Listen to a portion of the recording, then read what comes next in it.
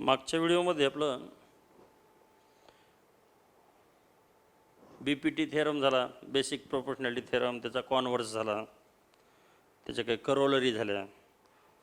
आता त्या थेरमवर डिपेंड असणारे आता एक्झाम्पल्स घेऊया. Simple example number 1. खूप सिंपल आहेत बरं का. एक्झाम्पल नंबर 1 काढूया फिगर. हे पाय 1 2 3 4 A B C D E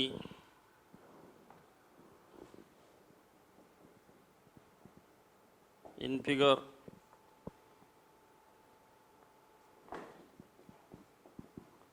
D parallel to BC, then find EC. तर हे दिले 1.5, हे दिले 3 आणि हे दिले 1.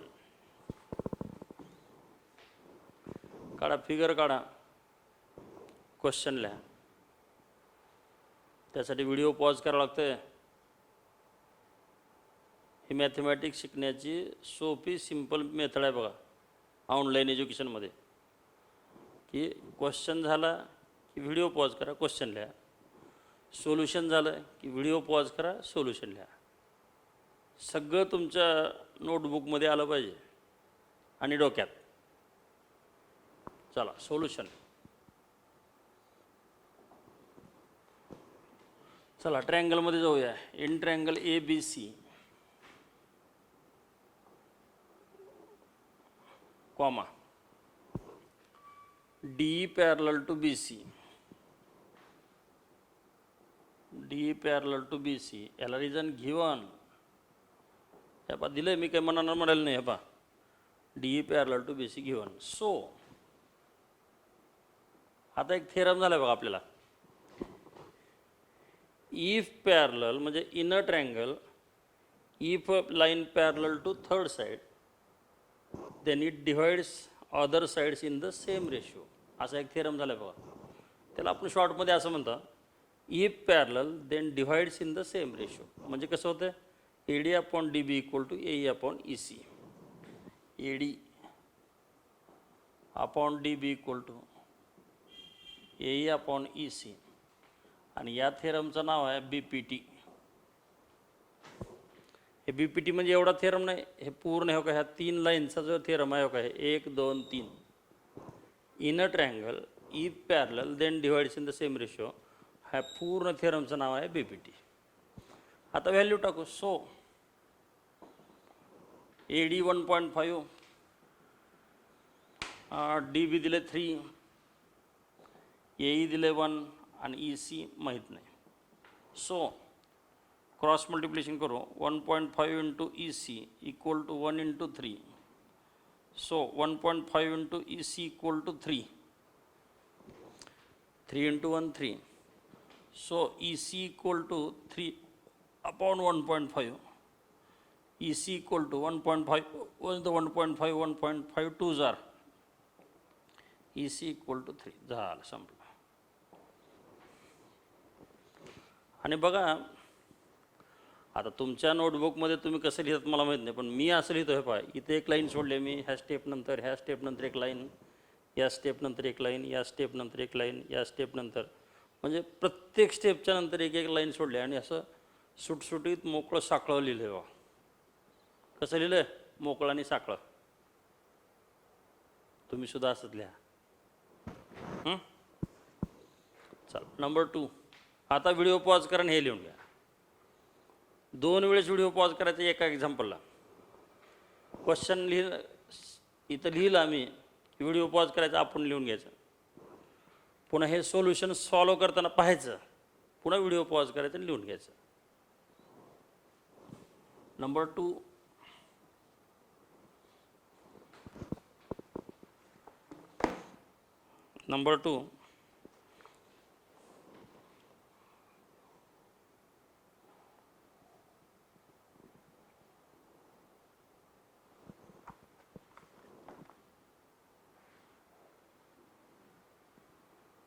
ए बी सी हे डी ई हे 7.2 1.8 आणि 5.4. तर तुम्हाला शोधायचे काय ए डी. मग in figure D parallel to B C comma find A D करा.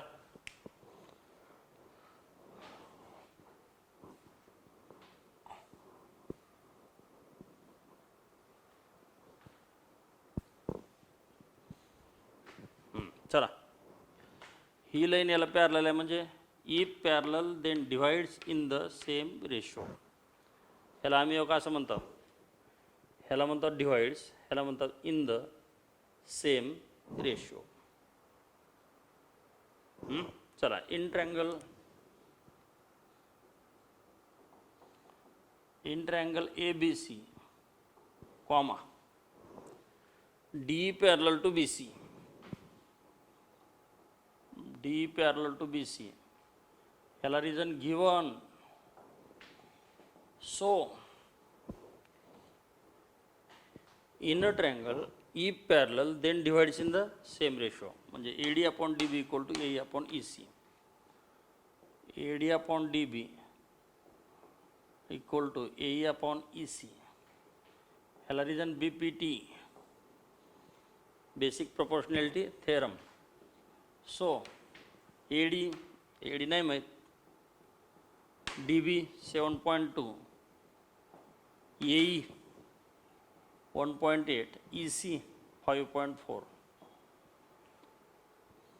जरा काय करू माहिती आहे का, पॉईंट लय झालेत तर पॉईंटच्या नंतर एकच नंबर आहे, पॉईंटच्या नंतर एकच नंबर आहे, ह्या दोघातला पॉईंट काढून टाकू. So A D upon 7.2 equal to 18/54. बरोबर आहे का बघा.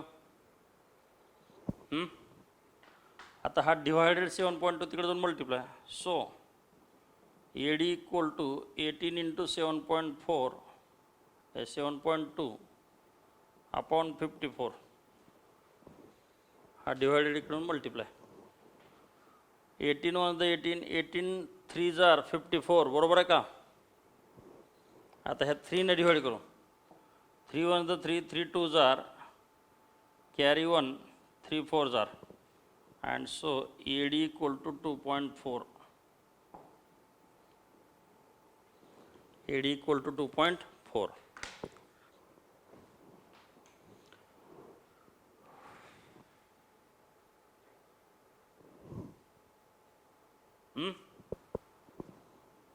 Number 3.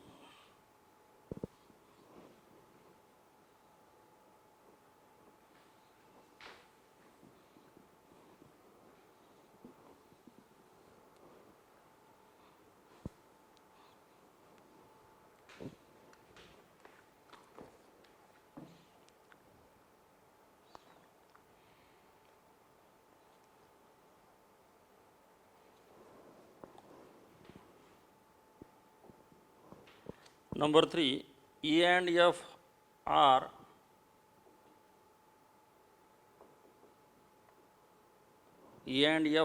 points on the sides PQ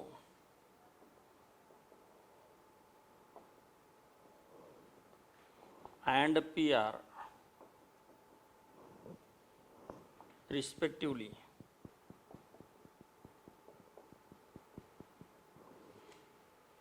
Of triangle PQR.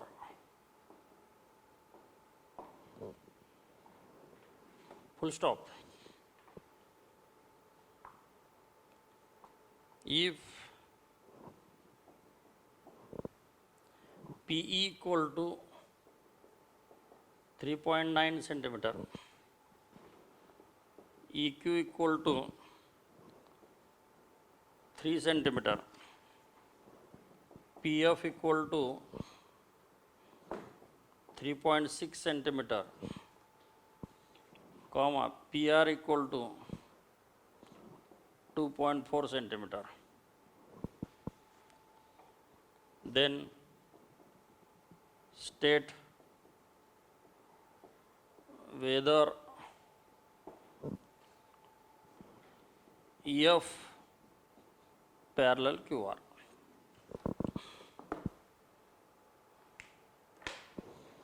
Whether EF parallel to QR.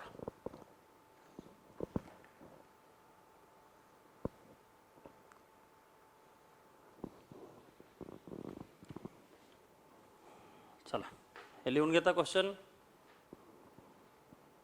Hello, solution. P triangle P Q R, हा triangle P Q R, P Q R. पुन्हा EF parallel to Q R म्हणले बघा, हे Q R, हा EF. झालं सगळं, figure संपली. Triangle P Q R, EF parallel to Q R. आता काय काय दिले पाहूया. P 3.9 हे, EQ3 हे 3.6 PF आणि PR 2.4. मग आता तुम्हाला वाटेल हे चारही पण दिलेत, 1 2 3 4, मग काय इथं फाइंड आउट करायचं. फाइंड आउट नाही करायचं, तर ही लाईन याला पॅरलल आहे का ते पहा. म्हणून state whether EF parallel to Q R, EF ही क्यू आरला पॅरलल आहे का असं विचारलं. सांगा म्हणले त्यांनी. तर काय करायचं, आपण ही लाईन याला पॅरलल आहे का असं जर क्वेश्चन केला तर आपण इकडचा एक रेशो काढायचा, ह्याला नंबर 1 द्यायचं. इकडचा रेशो काढायचा, त्याला नंबर 2 द्यायचं. मग इकडचा रेशो काढू. PE upon EQ, PE upon EQ equal to 3.9 upon 3 equal to 3.9 upon 3 equal to point काढून टाकू 39 अपॉन 30. पॉईंटच्या नंतर एक नंबर आहे बघा इथं,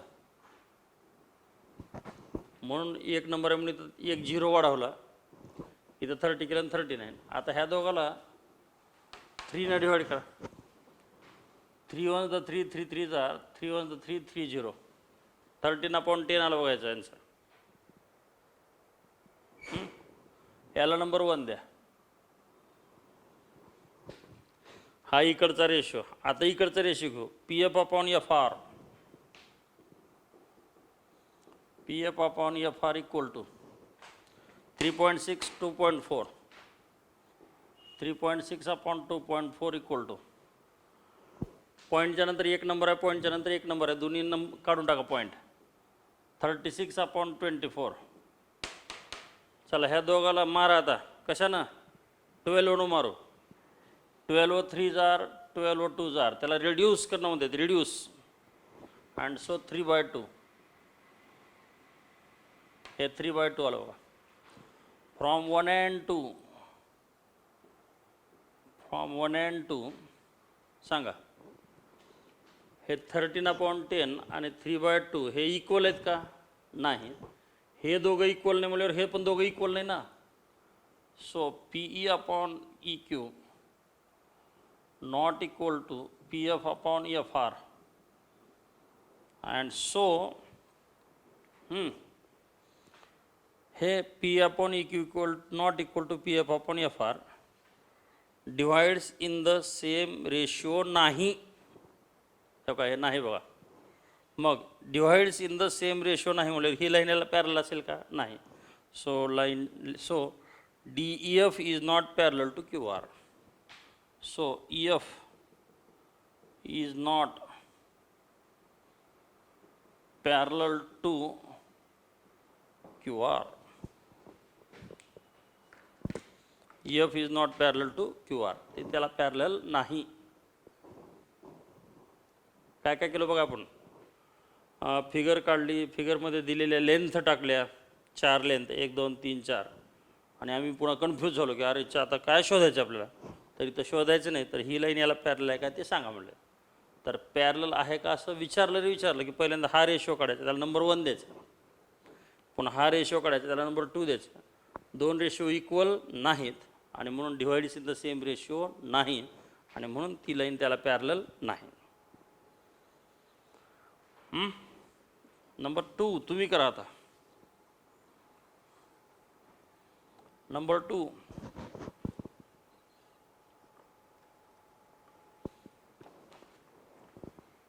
E and F are points on, हे सगळं तेच आहे, फक्त इथल्या लेंथ बदलतील बघा. सगळं तेच आहे. PE 4, QE 4.5, पुन्हा PF 8 आणि RF 9. RF किती? 9.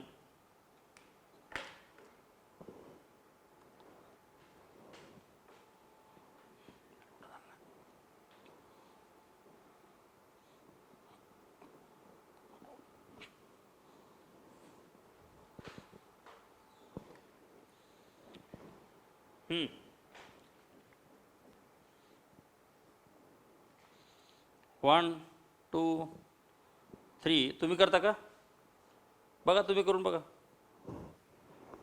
ट्रायंगल काढा, त्याच्यात पॅरलल घ्या. पॅरलल आहे का नाही माहिती, पण तसं घ्या.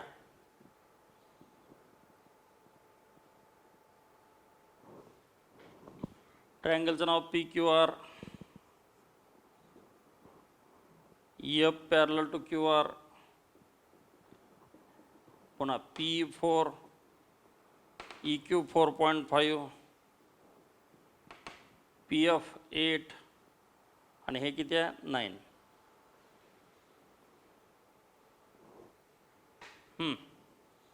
आता इकडचा रेशो पाहूया.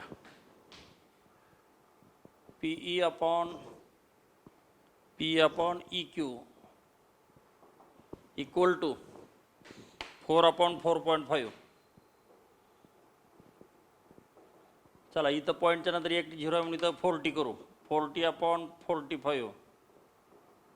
चला, ह्या दोघाला कशानं मारू सांगा बरं? 5 ना. 5 8 जार आणि 5 9 जार, 8/9 येते बघा. हे ह्याला नंबर 1. इकडचा ratio PF upon FR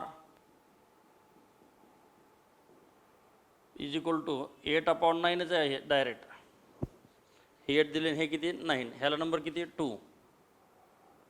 from 1 and 2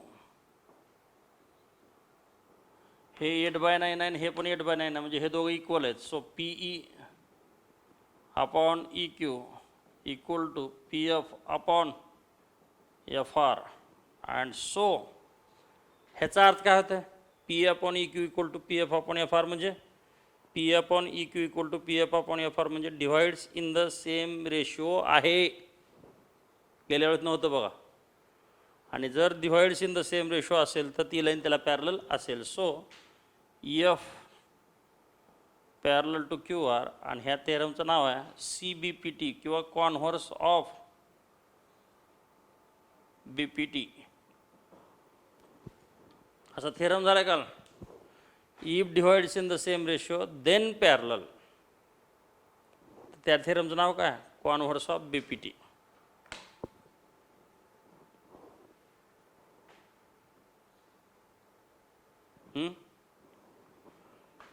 आता हे सगळं सेम आहे, फक्त इथल्या लेंथ जरा बदलल्यात.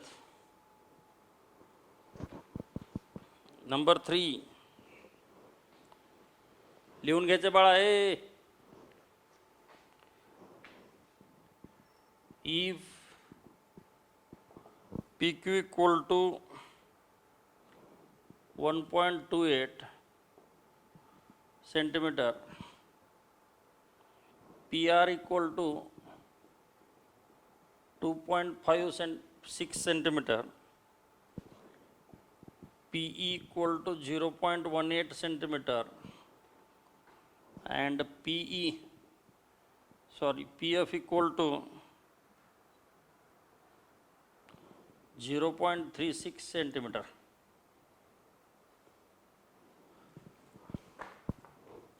Then state whether the line EF parallel to QR.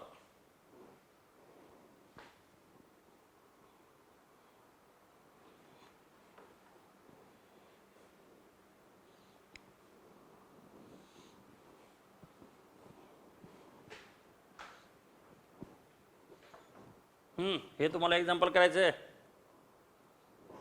हे नंबर 3 आहे. आता नंबर 3,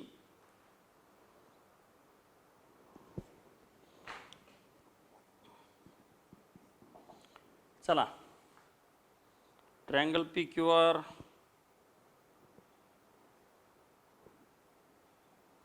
हे पी क्यू आर, या क्यू आरला पॅरलल कोण आहे? E F. म्हणून हे ई इथं एफ. दिलेली लेंथ टाकू. पी क्यू 1.28, हे पी क्यू 1.28 आहे बघा. आता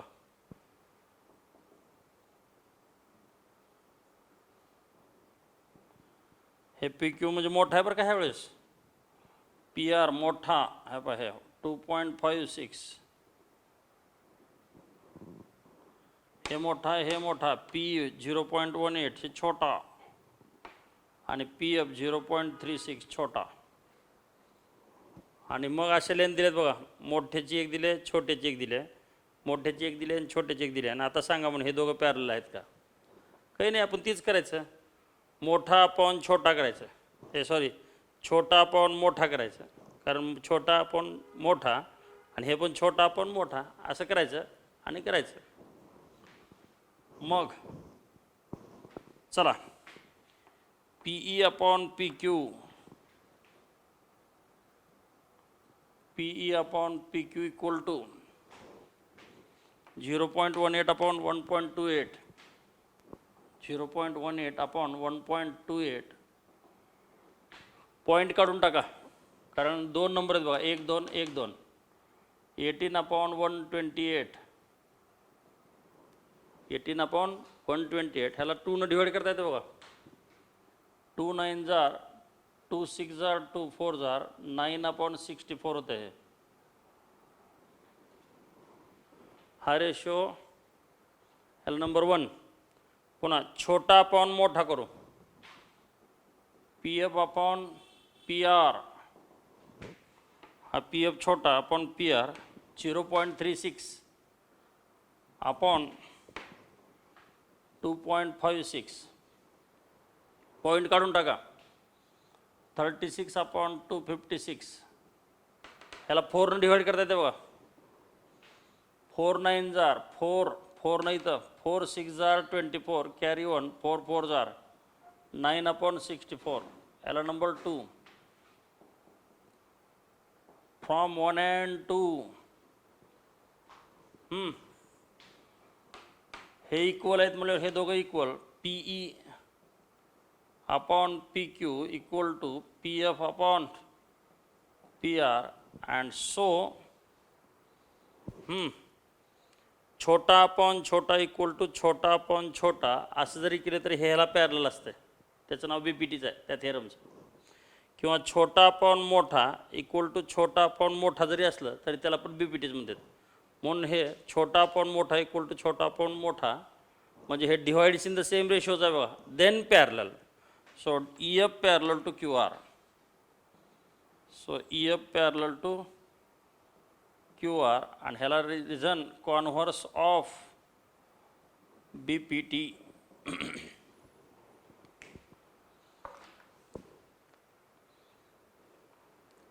फक्त पहिल्या एक्झाम्पलमध्ये पॅरलल नव्हतं बघा, बाकी दुसऱ्या दोन्ही एक्झाम्पलमध्ये पॅरलल आहे. ओके, आज एवढंच घेऊया.